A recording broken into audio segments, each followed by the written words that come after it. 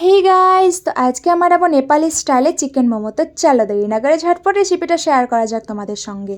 তো আমি এখানে নিয়ে নিলাম 2 কাপ ময়দা আর নিয়ে নেব পরিমাপ মতো জল। তো সবগুলোকে আমি ভালো করে মিক্স করে নেব। মিক্স করার পর আমি রেখে দেব রেস্টে।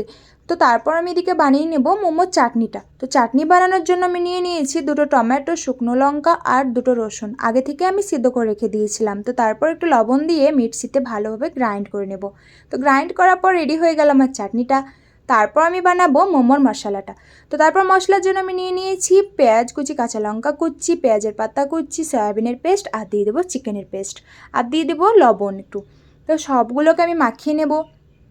মাখিয়ে নেওয়ার পর আমি এখানে বানিয়ে নেব মোমোটা।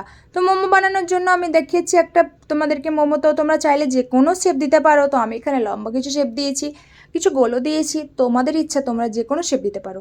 তো এখানে আমি নিয়ে নিলাম মোমো স্টিমার। তো মোমো স্টিমারে আমি সবগুলো একে একে মোমো দিয়ে দিলাম স্টিম করার জন্য। তো এখানে আমি দিয়ে দিলাম আধা ঘন্টার জন্য মোমো স্টিমারে। তো দেখো রেজাল্টটা এতটা সুন্দর হয়েছিল, খেতে তো অনেক অনেক অনেক সুন্দর হয়েছিল। আমার তো খুবই ভালো লেগেছে। তো তোমরাও চাইলে বাড়িতে ট্রাই করে নিতে পারো। তো এখানে আমি কিছু ফ্রাইও করে নিয়েছিলাম, আমার তো ফ্রাই অনেক ভালো লাগে। Bye bye.